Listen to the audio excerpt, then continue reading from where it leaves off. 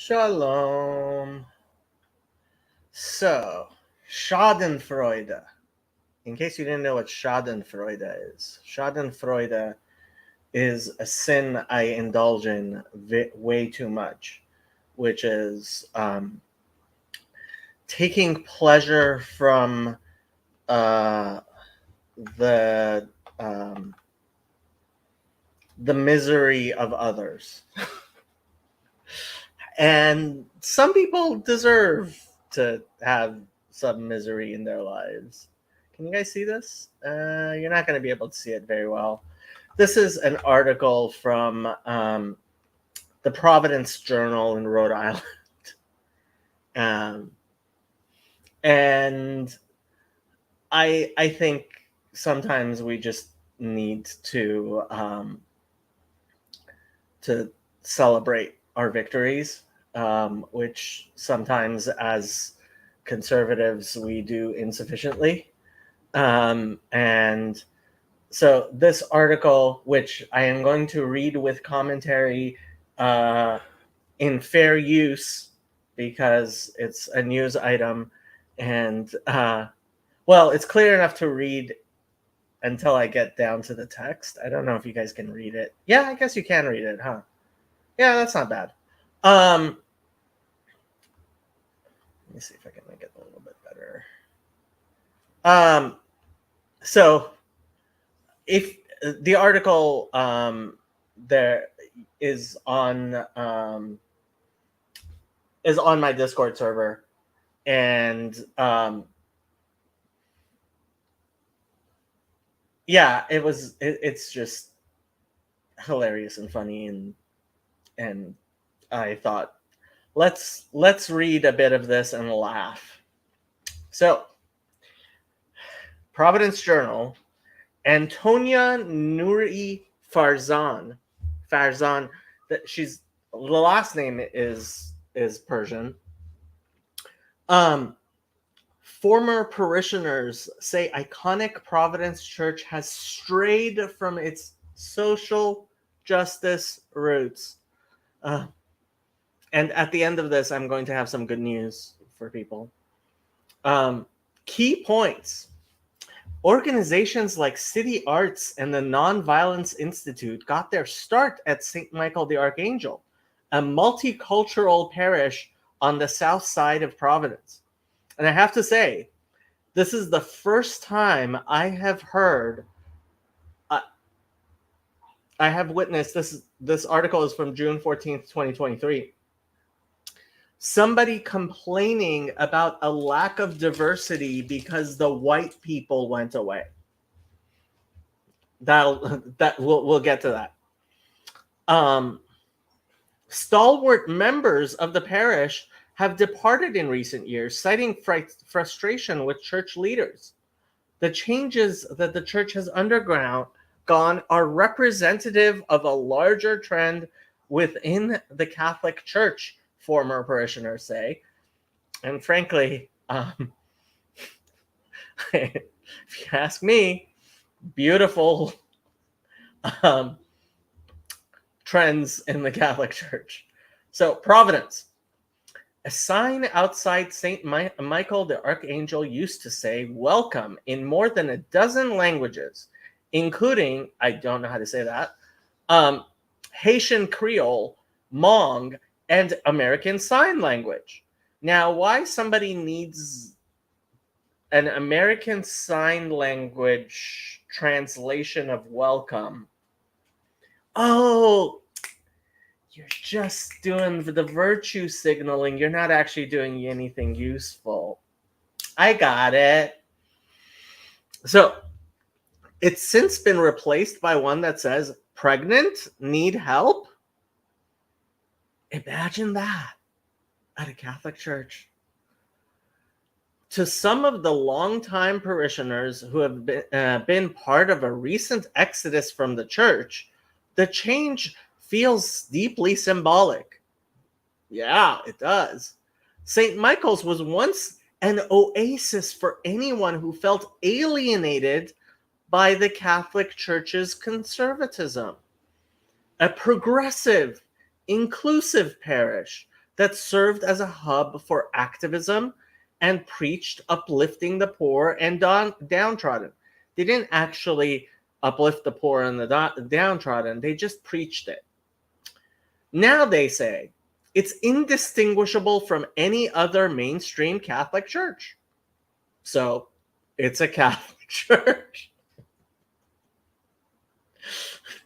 This is one of the things I tell people. Like, there's a reason I go to Chabad, because I can tell what, like, yes, each Chabad has it's still a Chabad, right? And I can tell if something's gone way off the reservation from Chabad, we can get that fixed, right? My concept of church is that it should be very concerned with social justice, said Joe Hanley, who'd been a parishioner for more than 20 years. And St. Michael's dropped that, so I stopped going. His concept of church is it should be how he likes it, and if he doesn't like it, he stops going. Now, obviously, I'm not a Christian, but my concept of a synagogue is it's a synagogue, and as long as it's a synagogue, I will go there. If it's not a synagogue, I probably will end up going there too, because, frankly, I mean, I've been going to Reform synagogues, I've been going to places, but like, whether or not a place is a synagogue, right, is not my conception.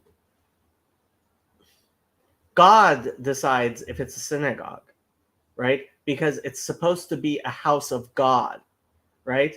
And the question is, do I go to a house of God or do I go to other places? And I should probably go to synagogue more. I'm a bad Jew. What can I say? At one time, St. Michael's was a place in an impoverished part of South Providence where you might find prominent judges, labor organizers, activists, and even a U.S. senator worshiping alongside refugees from Burundi and Laos. Well, that's good. I mean, prominent people and labor organizers and lots of people praying together, that's good. Often associated with the legendary Sister Anne Keefe, I don't know much about her, guessing I wouldn't like her. It was where community organizations like the Nonviolence Institute, I'm for nonviolence, and City Arts got their start. I'm for art. I mean, I don't know what kind of art City Arts is for, but I like art. In its heyday, marches for immigrants' rights departed from the massive brick church's front doors. Immigrant rights. So, as an immigrant, I used to not talk about immigration when the topic came up, because I would say that I am grateful for being here as an American in America, as an immigrant, and therefore I respect the rights of Americans to make policy that isn't affected by my personal proclivities, because I to this day I have family who are trying to move to the United States and have difficulty getting visas, because hell, if you could come to the United States legally, lots and lots more people than all of the people who do come would come, and we have large numbers of legal immigration and even larger numbers of illegal immigration, and so I'm not sure the marches we need, and I'm not sure what good a march for immigrant rights really does, as opposed to actually doing something worthwhile, but okay. Visiting speakers urged the congregation to protest U.S. intervention in Central America. So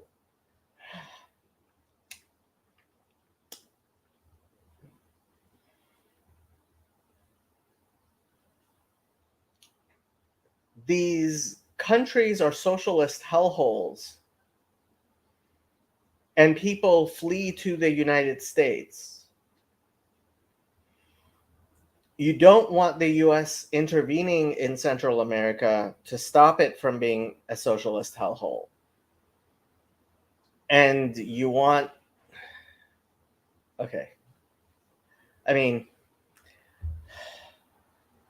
some members stopped paying their taxes because they didn't want to fund the development of nuclear weapons. Well, there are lots of things I don't want to fund. Does that mean I get to stop paying my taxes?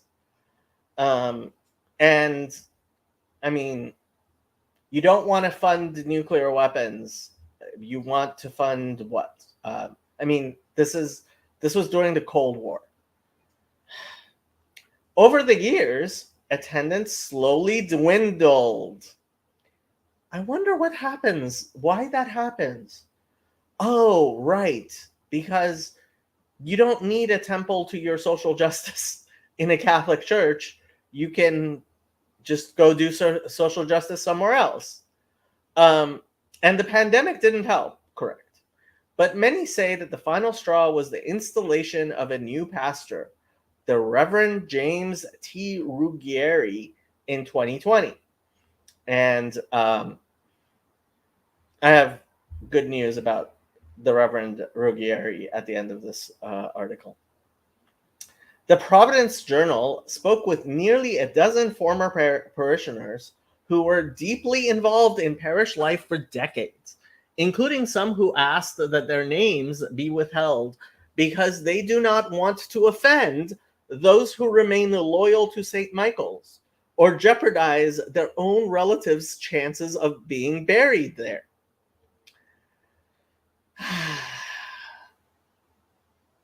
Jeopardize their relatives' chances of being buried there by speaking to the Providence Journal. Really? I mean, they don't want to offend people.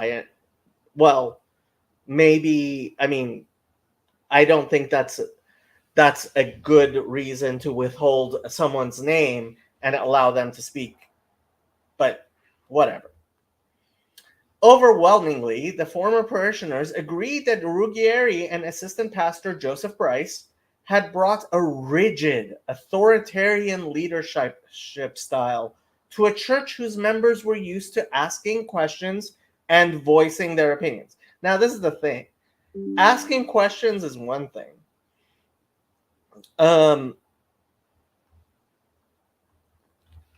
Voicing your opinions, very different thing.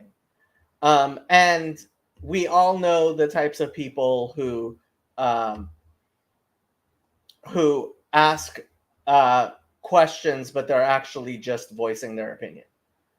And don't seem to share their vision of radical social change.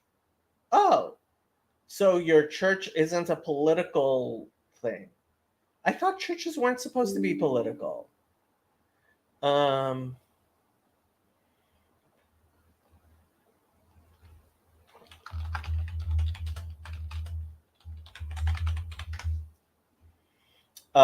Sorry, somebody was texting me about pertinent questions about Hannah and Samuel in the Bible. Okay.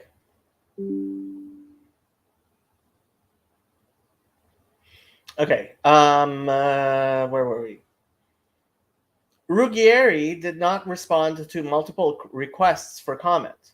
The Diocese of Providence pushed back on the notion that he was not interested in social justice. Well, I mean, why? I guess for Catholics, social justice is part of their theological teaching. So, but yeah, but did not make him available for an interview. I'm not sure that was the best thing, but yeah. The Providence Journal provided the diocese with written questions and a detailed list of concerns raised in this article, but did not receive a response. I mean, this is a real question. Like, do we even bother with the legacy media? Obviously, this entire, like, so the person writing this article has a very deliberate thing. And I think maybe Chaya Raichik, the woman behind Libs of TikTok, has the best answer, which is she tells the reporters, she gives the reporters a statement. Well, at least once she did, which was hilarious to NBC. She said, I deeply believe in intersectionality. Your reporter is not intersectional enough. Please have someone intersectional contact me. And of course, they have to print that statement. It's short, it's sweet, and it's hilarious. But I don't think the Diocese of Providence can do that.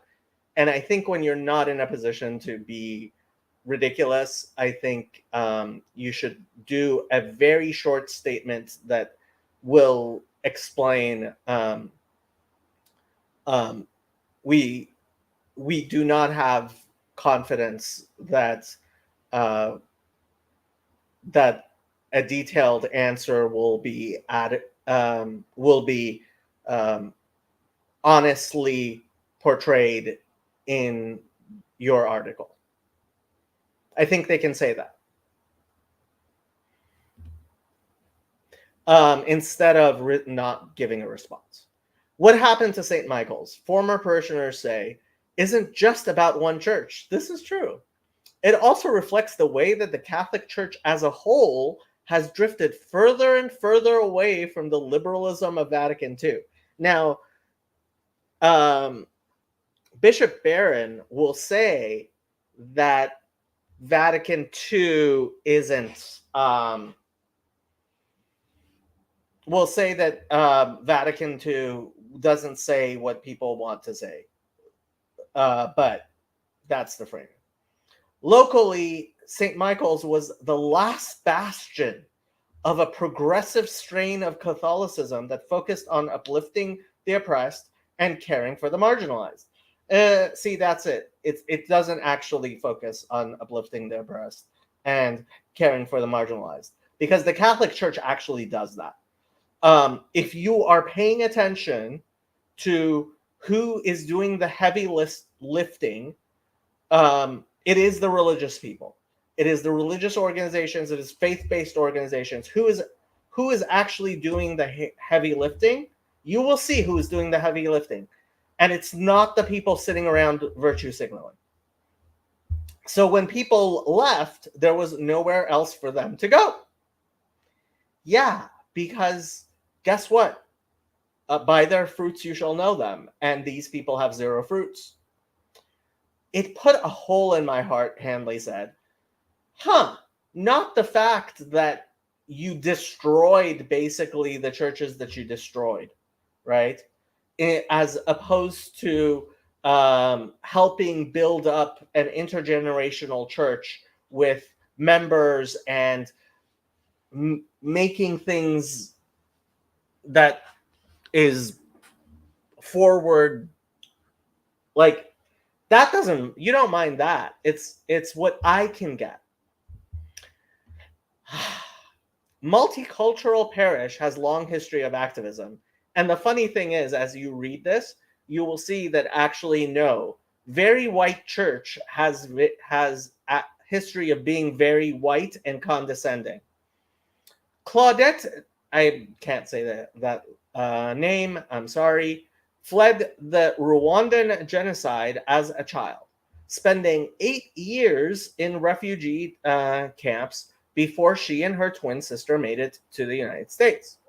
Well, I am happy that as a child she got the same opportunity I did as a child, which is to come as a refugee from a horrible situation to the United States. They arrived in Providence in 2006 and quickly found their way to St. Michael's. Members of the church became almost like parents, helping them and other newly arrived refugees to get their footing, she said. She recalled. That's beautiful. The community was extremely welcoming, she said, who went on to lead the Center for Refugee Advocacy and Support. Okay, I mean, it's something that I've never seen anywhere. This is true. This is one of the things I loved about the United States, and I still love about the United States. When it was first founded in 1859, St. Michael's primarily served working class Irish immigrants who called the South Side home. I'm glad it served them. In the 1960s, it began to undergo a transformation. White families were leaving for the suburbs, and newcomers from a wide array of ethnic backgrounds were moving in. Now, what you will see is actually it's the white people who, so like this story is just bullshit. And they will prove that it's bullshit. Because what happened was the white people who stayed were still leading. It's not like it was the people from the new immigrants were the leftists. No, that's not what was going on. That's a different article. By the 1970s, St. Michael's had become very progressive, said Kathy Panozzi. I guess that's how you say it. A former Sister of Mercy who now teaches at Rhode Island College. The lack of vocations is a real problem in the Catholic Church. From everything I have seen, former Sister of Mercy, there's something about taking vows and sticking to them, which I find very, very admirable. And despite the fact, I obviously I don't agree with a lot of what goes on in the Catholic Church. Still, I hate to see the good work of the Catholic Church being disintegrating, which the lack of vocations, people being called to holy orders, they call them, right? Either to become part of the religious or to become priests, right? It's a real problem in Roman Catholicism, and I do think part of that is the celibacy thing, but I don't know. When I say progressive, I mean people looked at the church as a place where people focused on the needs of the community. No, that's not it. That's not what progressive means. And you'll see that as we talk about it. Organizations included the Nonviolence Institute. I'm all for nonviolence, but okay, here's the article. Let's see what about our mission. The mission of the Nonviolence Institute is to create, by word and example, a community that uses the principles and practices of nonviolence to prevent, interrupt, and heal violence, and to uplift community. Seems pretty, I can't disagree with that. In our vision, in the beloved community, everyone can thrive. There's an abundance of love and enough resources for everyone. Community members share power. Oh, how'd that get in there? The value of every person is recognized and engaged. Well, that's nice, but I don't see how that has to do with nonviolence. And conflict is handled productively. Okay. Let me see how, what do they actually do? See principles and practices. So, violence begins with individual behavior and study. We encourage those we work with and train to make nonviolence a way of life, and we believe that that with each individual we touch, we move a step closer to building our beloved healthy community. Our model is framed by 4 components of the beloved healthy community: educate, console, grieve, sustain, and celebrate. We apply these components to ourselves, our clients, and our community. I'm guessing they're ridiculous. They're ridiculous pacifists, but let's see. 1, nonviolence is not for cowards. Nonviolence is active and requires courage. Okay. I like that better than what I expected. Nonviolence challenges our physical, spiritual, and emotional selves. Okay. Nonviolence gathers friends and creates reconciliation. Nonviolence resistance grows the beloved community. Nonviolence attacks the forces of evil, not the person doing evil. Nonviolence considers the perspective of all people. Nonviolence seeks to right wrongs, not persecute people. What about defend people? What about defending people? Nonviolence holds that we should accept suffering without retaliation for the sake of the cause. Nonviolence holds that we learn from suffering and use it to educate and transform ourselves and others. See, it's not. Nonviolence holds that the universe is on the side of justice. Nonviolence encourages faith that justice will rule in the end. Yeah, but like, how about doing justice? How about protecting the weak? How about actually protecting people from violence? Oh, yeah.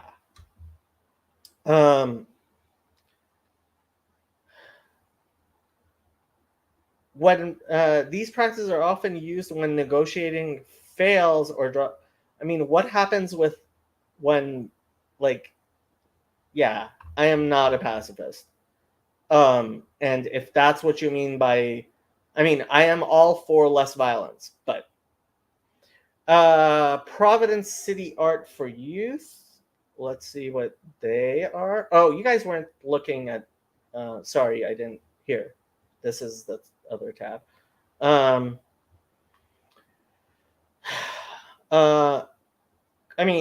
sounds good. Mission values. For 29 years, our mission has stayed the same, ensuring Providence youth have equal access to performing and visual arts programs, unhindered by socioeconomic barriers. Since 1992, City Arts has offered free in-school, after-school, and summer arts education to thousands of the city's youth ages 8 through 14. That's beautiful.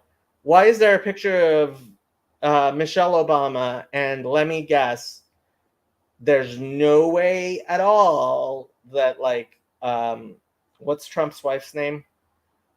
Whatever her name is would be there.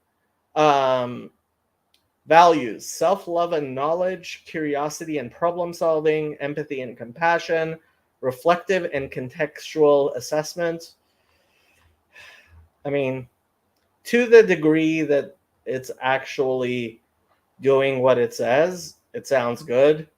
To the degree that it's a shill for Michelle Obama, not good. Oops.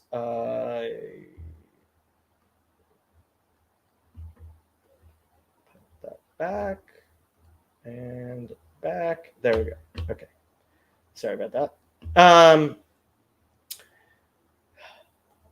AIDS care, Ocean State. I'm generally for AIDS care. And the Community Boating Center got their start. Boating Center? Okay. At St. Michael's under the leadership of Keefe and the Reverend Raymond B. Malm. Parish members founded Comunidad en Acción, which helps undocumented immigrants and the working poor while lobbying for rent control and utility payment assistance. Lobbying for rent control. And how about helping people get documented? Oh. The church also hosted activists from groups such as Progreso Latino and the Economic Progress Institute on a weekly basis, recalled Nondes Hurst Vole, who began worshiping at St. Michael's during the 1980s. Guest speakers would enlist church members in their fight against poverty, teaching them to lobby lawmakers about issues such as housing and childcare. I'm guessing for leftist policies. Hurst Vole was part of a group which from St. Michael's that traveled to El Salvador and Nicaragua in the 1980s to oppose US-backed conflicts in Central America. So probably a communist sympathizer. Meanwhile, new waves of immigrants and refugees continued to arrive in South Providence. At one point, the church celebrated Mass in English, Spanish, Hmong, Haitian Creole, and Kirundi, a language spoken in Rwanda and Burundi. Well, as I understand it, Christians have always celebrated in the vernacular. I see no problem with that. It began hosting an annual international festival featuring Irish step dancers, African drummers, Hmong dancers, and a Haitian choir. I don't know how I feel about festivals that are through churches. Like, it would be nice if churches did churchy things and not non-churchy things. We were all one family and celebrated big celebrations together. Sounds good. Hurst Vole recalled. For major celebrations and holy days, she said, everyone would get together and take turns reading prayers and singing songs in each language. Okay. It was extremely inclusive. I can't say that last name, said, noting that white parishioners would sometimes attend the so-called African Mass, even though they didn't speak the language. You know, it sounds a lot like the Latin Mass. Why do people go to masses in languages they don't understand? Oh, because holy languages are holy. Wow. It was no accident that so many of the white parishioners at St. Michael's were people who've done things that actually changed the lives of people of color, she said. They didn't have to pick up a newspaper or study data to understand the challenges that marginalized people were facing, she said. They interacted with the community. Having lived in Los Angeles, I can tell you that people who worship at St. Monica's here in Los Angeles on the west side are a who's who of the richest people in richest Catholics in Los Angeles and California, most politically active, and the people who personally know, like, they're just out of touch white people, a lot of them. I don't know St. Monica's that well, but I know St. Monica's well enough to know people who worshipped at St. Monica's. A lifelong parishioner who was extensively involved as a volunteer recalled that the area around St. Michael's had long been the safest part of South Providence, a reflection of the church's presence. It's nice. I don't know if it's true. I like the fact that people have a reverence for holy places, but they also have a reverence for places that are actually filled with people. And I don't know South Providence very well. I've been there once, maybe twice. Once, I think. I would see things happening in other parts of the city, but very little touched this area around St. Michael's because people knew they could get there for help, that they would be respected. So this is BS, because that's not how crime works. And anybody who's actually studied how crime works knows that's not how crime works. Said the former parishioner who requested that their name be withheld. I don't see why you would honor that. I've seen kids dressed in gang colors stop, take off their hats, and bless themselves when walking by the church. Well, I mean, that's good. They believe in God. I I would like them to believe in God so much they stopped being members of gangs. St. Michael's always emitted a sense of safety and welcome, and this in turn was respected. Former parishioners say that focus on social justice has waned. Yes, it has. By some estimates, at least 100 people have left St. Michael's since 2020. That's not to say that the church is struggling, and this is where the Schadenfreude starts. Hispanic and African immigrants who practice a more conservative form of Catholicism still stream through its doors. It's at the 9:15 a.m. Sunday Mass held in English that numbers have dwindled. The 9:15 Mass group, as the regulars called themselves, tended to be the most liberal. It included white, native-born English speakers known in church parlance as the North American community, as well as families from places such as Haiti, Cape Verde, and Rwanda. And it welcomed people who'd been raised Catholic but disagreed with the Catholic Church's teachings on issues such as gay rights and abortion. So people basically walking out of, like, just like Reform Judaism is an off-ramp on the highway that is Judaism, this sounds like this church was an off-ramp in the highway that is Catholicism. St. Michael's progressivism only went so far. It wasn't like the church held same-sex weddings. Yeah, it better not have been. Or came out in favor of legalizing abortion. Really? I would be surprised if there weren't parishioners taking communion who were vocal proponents of abortion.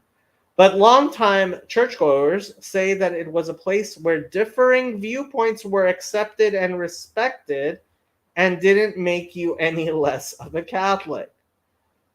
I have news for you. If you don't believe in Catholicism,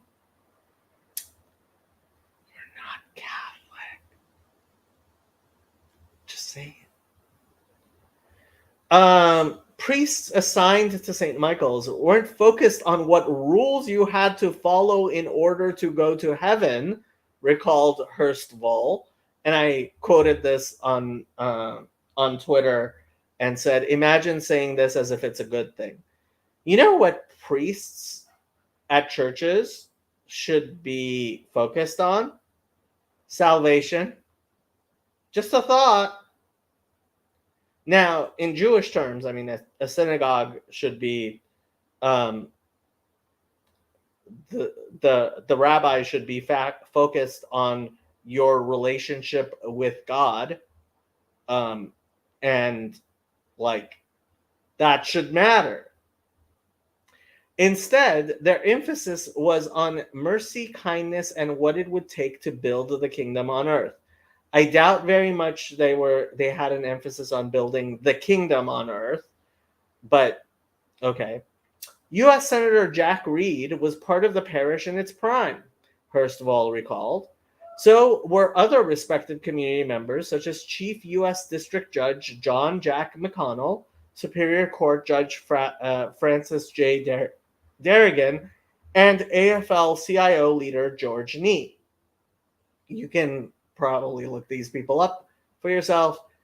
I would be very, very shocked if any of them were upheld Catholic teachings on a lot of subjects, including abortion. Hurstwall herself is the former director of Fund for Community Progress and has served on the board of too many advocacy groups to name here. Attendees often lived outside the parish's boundaries, but were drawn to the south side because of St. Michael's matched because St. Michael's matched their vision of what a church should be. Yet it ended up disappearing. Christopher Kohler, who served as CEO for Neighborhood Health Plan of Rhode Island and later became the state's first health insurance commissioner, recalled that he and his family began attending St. Michael's when they moved to Rhode Island in 1997 because they wanted a church that was racially and ethnically diverse and committed to social justice.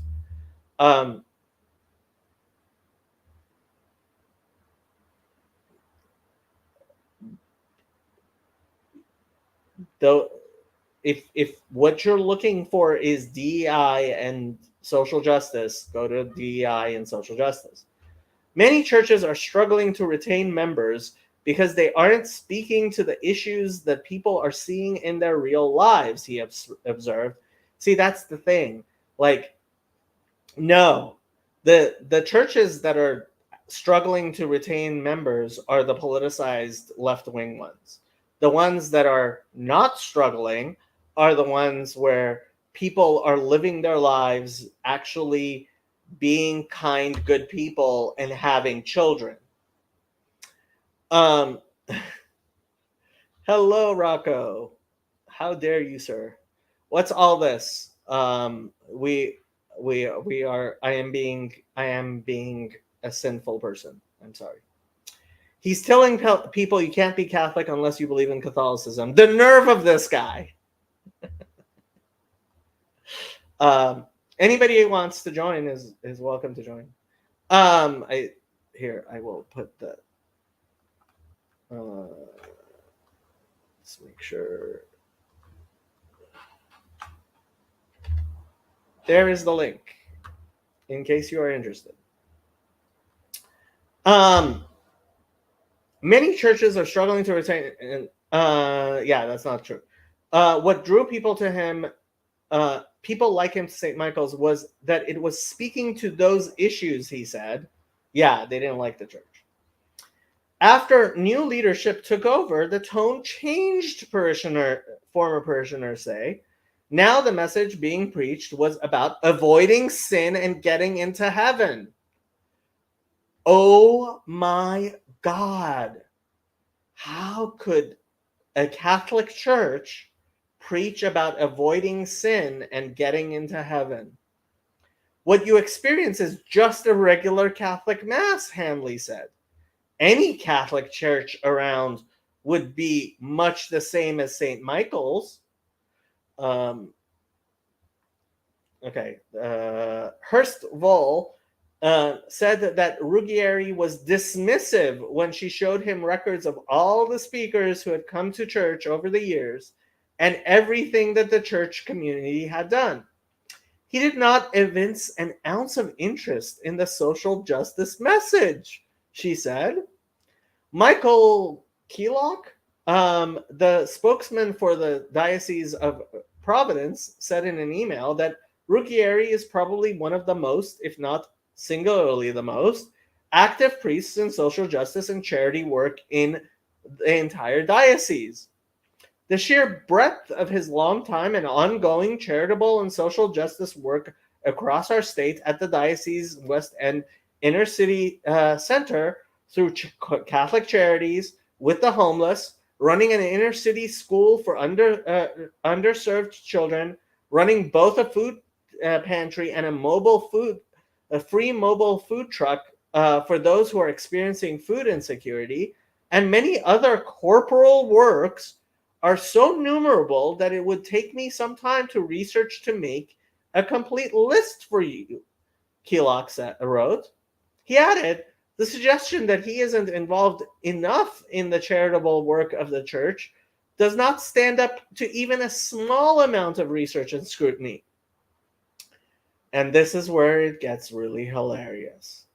But those who left St. Michael's draw a distinction between performing charitable works and advocating for social justice. They say that previous church leaders weren't content to simply do good deeds and instead fought to create broader societal change.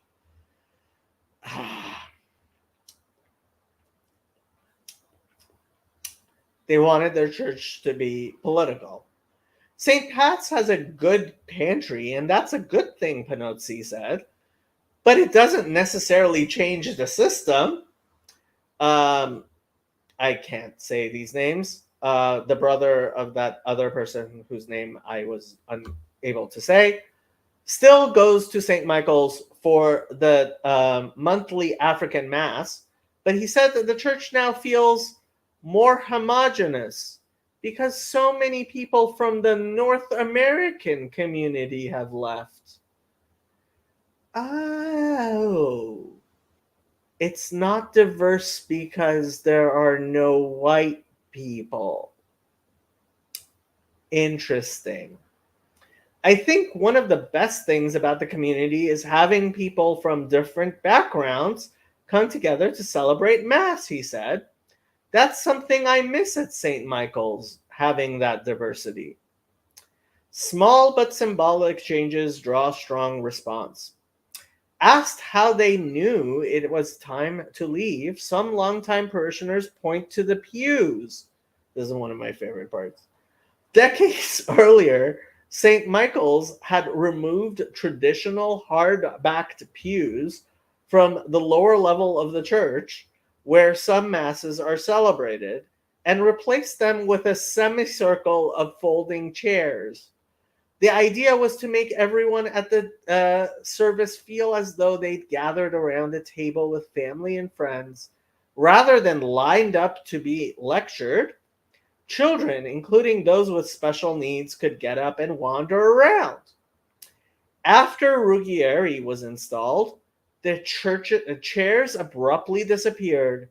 Parishioners who showed up for Mass were shocked to discover rigid wooden pews lining the lower chapel. I walked in and I burst out crying, Hurstwall said.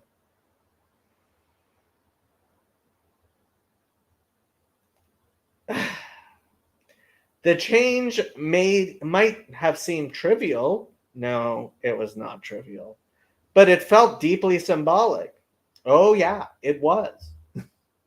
I couldn't believe how they could change the whole meaning of solidarity in the church, Hurstwall said.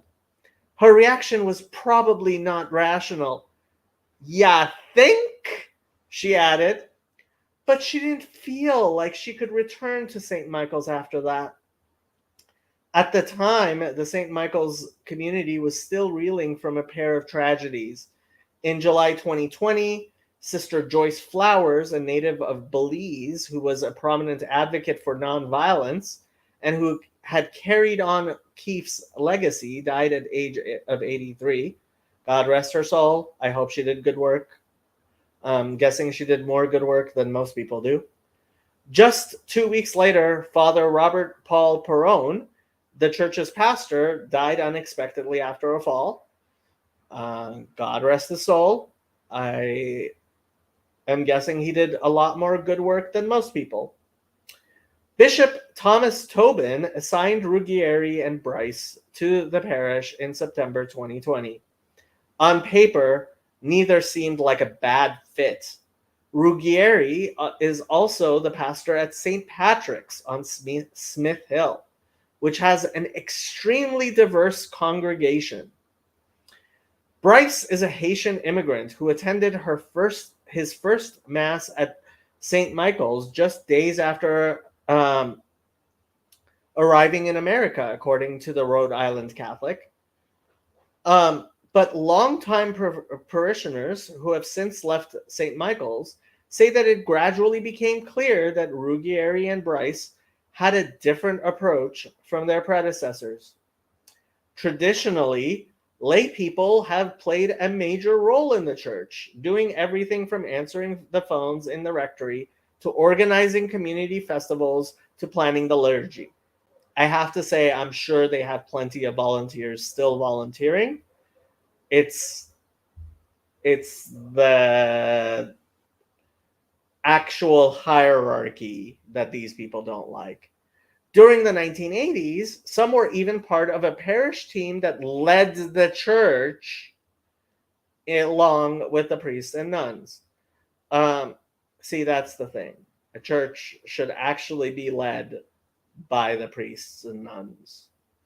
Um, but after Ruggieri took over, Panozzi said, the locks to the rectory were changed and a secretary was hired for the first time. Really?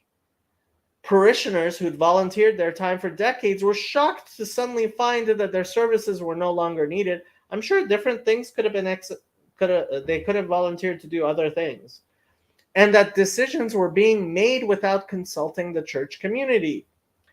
Previously, Panozzi said, the shared authority about decision making was really key. The synodal path.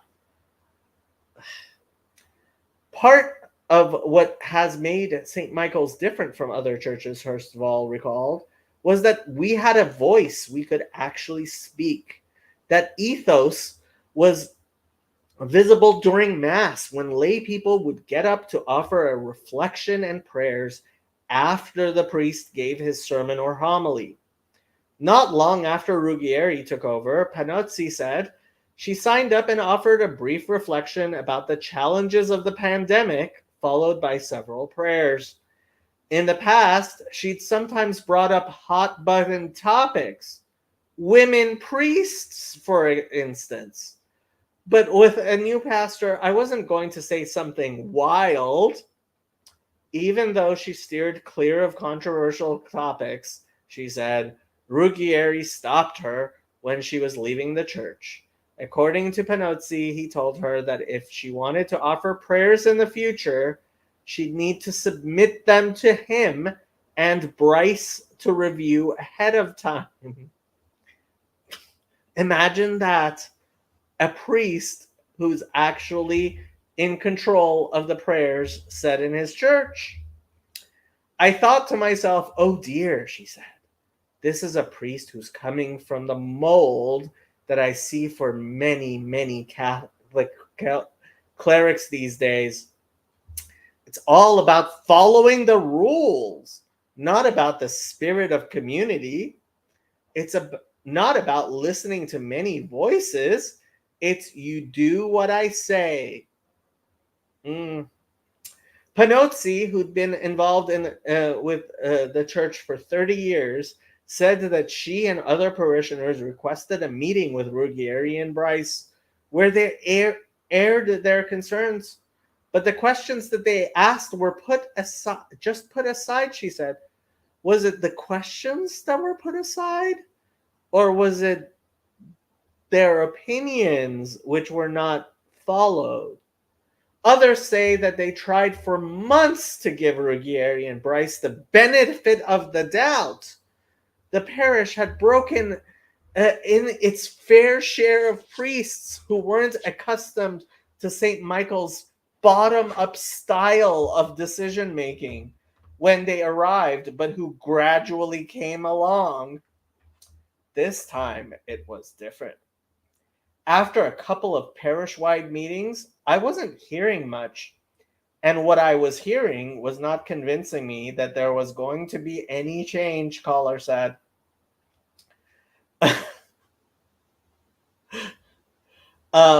Can a bishop turn things around? Some former parishioners have theorized that Ruggieri and Bryce were installed because Bishop Thomas Tobin, a conservative hardliner, felt that the St. Michael's community was too progressive or not pious enough. St. Michael's has been a force for social justice and sometimes a challenge to the Diocese of Providence for a very long time. Imagine that, said the lifelong parishioners who requested anonymity. If there was ever a community who was going to speak up and question, it would have been St. Michael's, so a nest of vipers.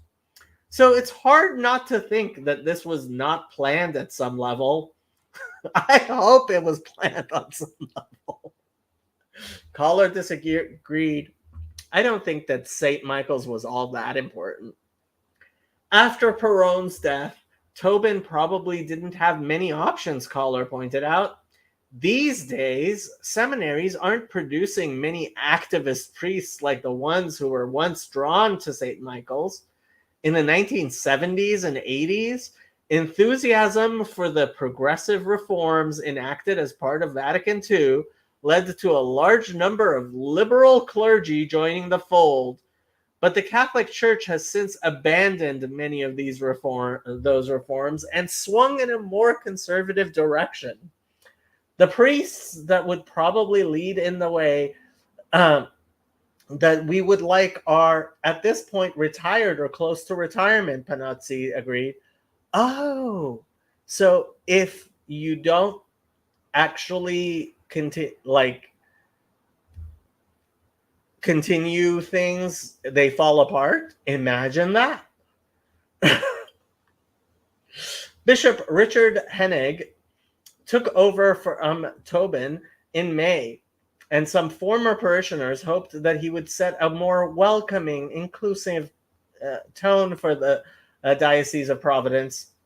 Unlike Tobin, Hennig isn't inclined to make controversial pronouncements or call for boycotts on Twitter. But he's hardly a radical progressive. For instance, he said he believes that same-sex marriage doesn't work in Catholic theology. Wait, what? No, okay. I discussed this before you got here. You're welcome to join, Trey. Even if the new bishop does draw some lapsed Catholics back to the fold, it may be too late for St. Michael's. Even before the change in parish leadership, attendance numbers were dwindling. Oh, Kohler said. The pandemic didn't help and kind of made it easier for people to leave. People stopped attending services and never returned. There's a straw that breaks the camel's back, Kohler said. But the load has been put on the camel for a while.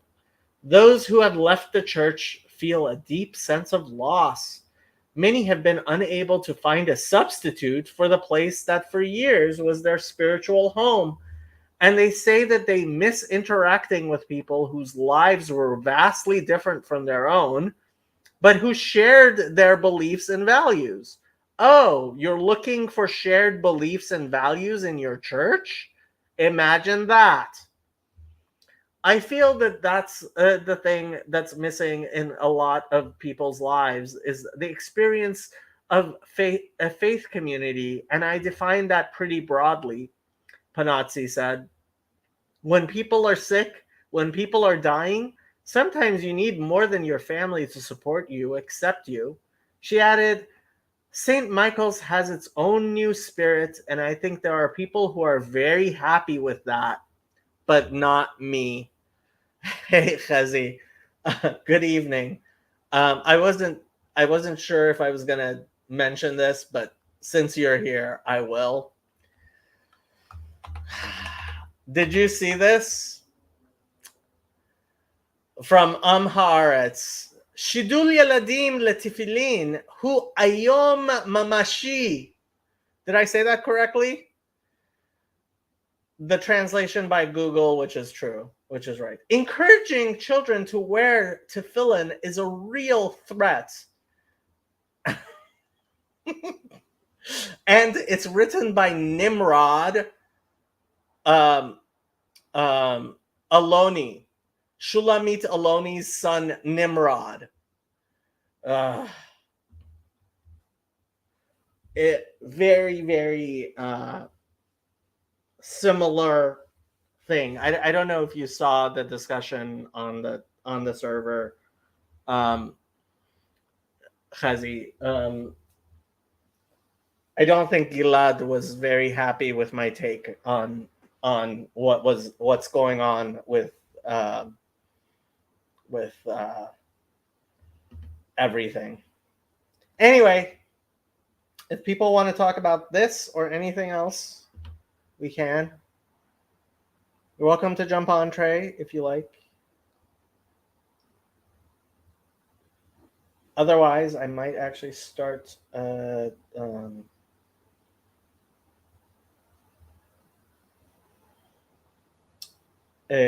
just chatting stream.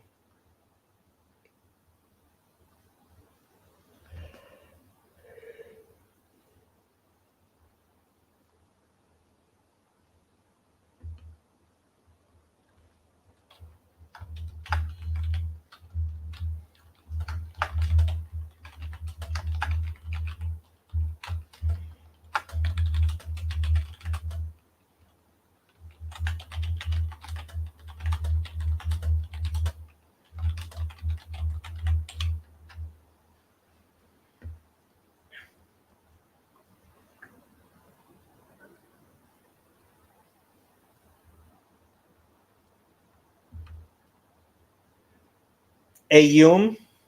Okay. Ayum. Yeah, well, I mean, that's what you get with your secular Zionism. Look, he's right. It is a real threat to secular Zionism, and it's a deliberate one, and it's. I mean, that's what Ma'aneh Chacham we're talking about. Um, um,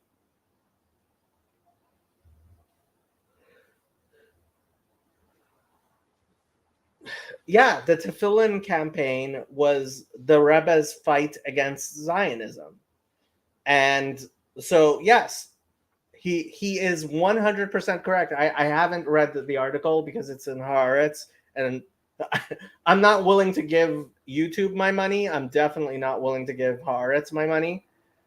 Um, but yeah, yeah,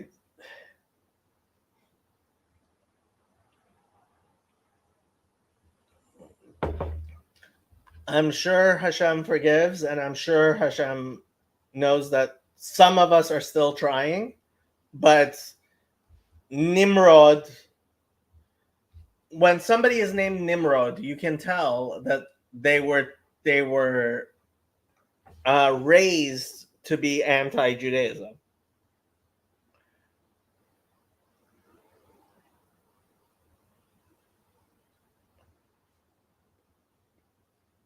All of the all of the comments I saw on Twitter were almost all of them were in English. I was wondering if Hebrew, like if that article has made the rounds in Hebrew circles as well, Hebrew speaking circles.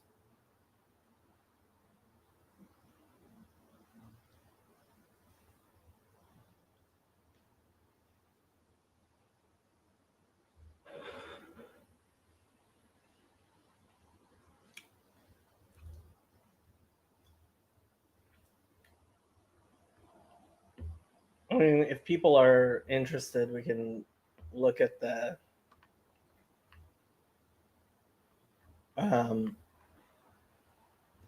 how dare male Jewish teens connect to Judaism by putting on tefillin?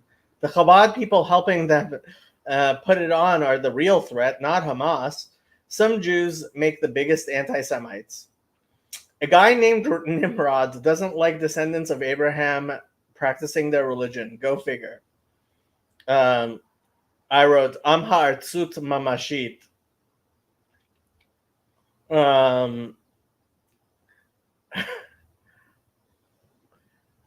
I think he's making a joke about people getting up at 7:10 in the morning. Uh,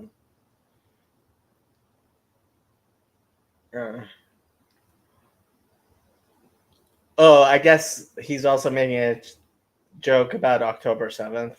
Very funny. Also, actually, I don't know if it's very funny. Maybe I shouldn't like that.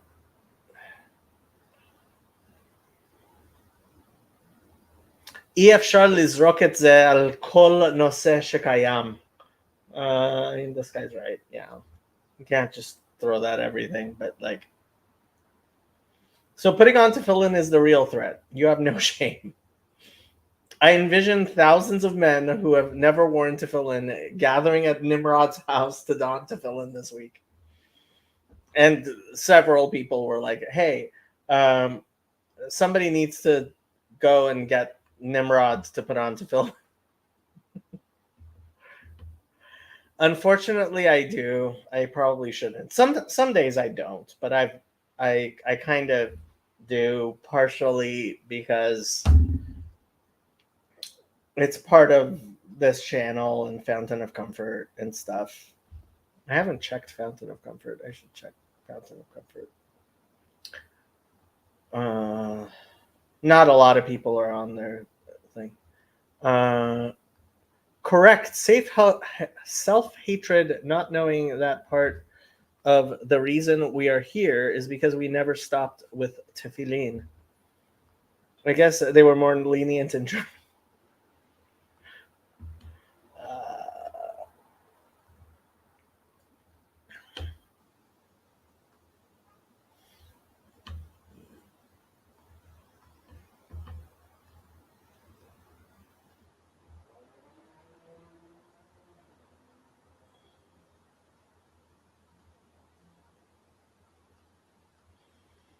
Good question by Jordan Peterson. Do you want your children safe or strong? Okay, unless somebody joins, I'm going to stay quiet.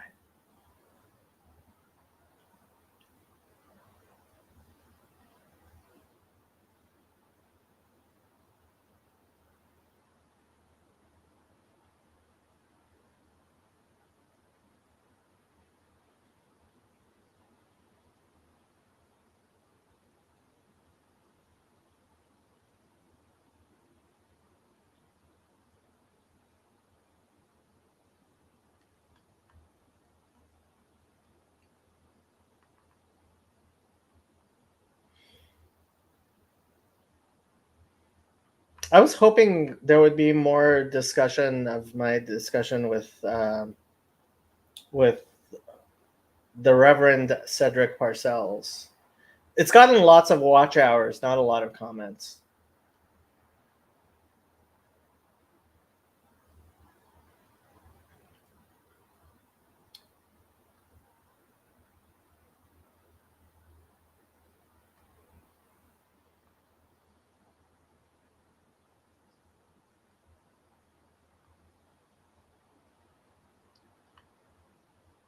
Yeah, Neil's the only one who commented. Well, I probably should check on the Fountain of Comfort channel, but I don't think most people go to that channel.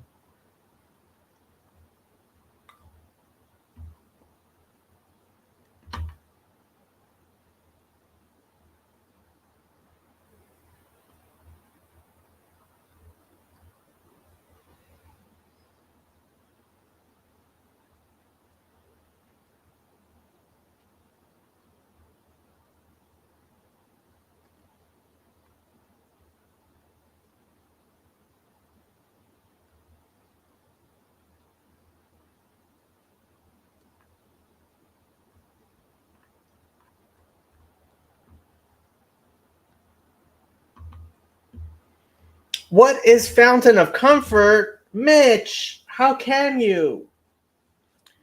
Fountain of Comfort is my attempt at fixing the world. Here, I will put a link to my discussion with the Reverend Cedric Parcells, and you can see if you like.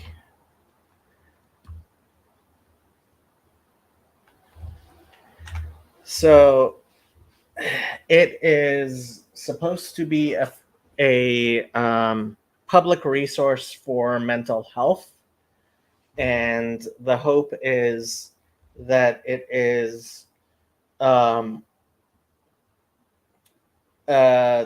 public resource for mental health that properly acknowledges that psychology needs to bend the knee to theology while being secular in what the original meaning of that term was, which is secular, a place where people from different religious groups can, not atheists, not having a particular religious view, being religiously neutral. And I mean, we're working on stuff. It's slow going.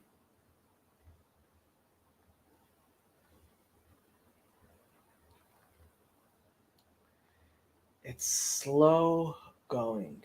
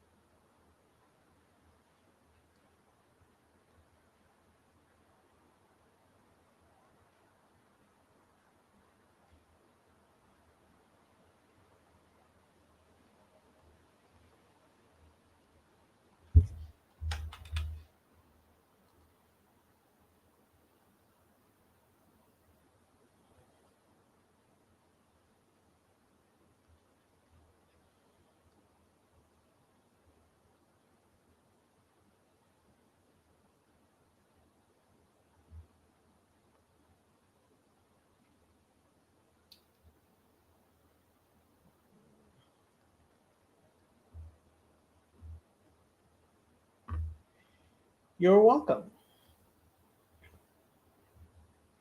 Okay, if nobody's gonna join, maybe I should end the broadcast and start a just chatting stream. People like just chatting streams. They don't necessarily like my Schadenfreude streams. Yeah, I think I'll do that. I am going to end the stream and start a just chatting stream.